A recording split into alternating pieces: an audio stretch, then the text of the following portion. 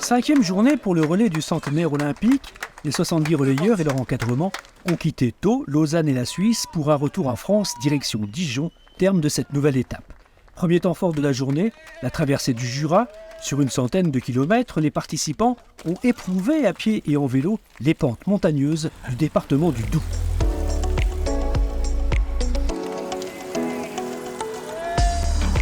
C'était très sympa. Aujourd'hui, on a essayé les relais. C'était très beau à voir, très esthétique.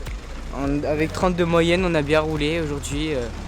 En plus, il y avait un beau temps, c'était très agréable.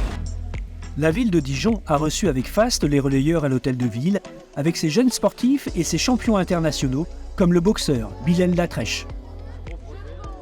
Parce que là, ils sont tous en vélo, il y en a qui courent. Il y en a qui courent. On a 3 groupes de coureurs et 3 groupes de VTTistes. Alors par jour, on est sur une centaine de kilomètres par jour. Porte-parole du groupe à Dijon, Ludovic Ré-Robert, le parrain du relais, pour une photo de famille avant l'autre grand moment de la journée. Le deuxième temps fort de cette 5e étape eut lieu sur le circuit automobile de Dijon-Prenois. Le célèbre circuit de Bourgogne-Franche-Comté accueillit le relais du centenaire olympique et fit découvrir toutes les coulisses de ce circuit, notamment la surveillance vidéo pour la sécurité des pilotes, avant d'échanger avec les athlètes et les champions. Mais quelque part, il faut que les gens prennent conscience qu'un circuit comme nous, on est, je vous le disais, une vraie entreprise, mais qu'en tant qu'entreprise aussi, on a des obligations. Donc on a des obligations d'entreprise, on fait très attention à notre environnement. Vous avez vu, on est dans des espaces verts extraordinaires.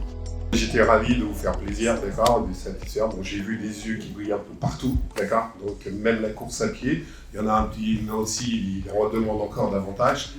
Alors donc merci. J'ai apprécié aussi le discours du champion paralympique. Un peu un beau clin d'œil tout à l'heure quand j'ai écouté le discours qui avait été fait à l'hôtel de ville. Et toutes les personnes qui étaient présentes justement pour partager ces mêmes valeurs de l'olympisme, du fair play, du respect. Être un sportif, être un grand champion, c'est aussi être une bonne personne, une personne qui a une certaine moralité.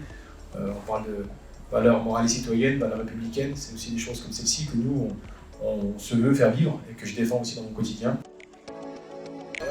Top départ, moins 5 minutes. Autre temps fort sur le circuit automobile de Dijon-Prenois, la piste du célèbre circuit fut privatisée en fin de journée pour permettre à tous les relayeurs et relayeuses de le parcourir à pied et en vélo.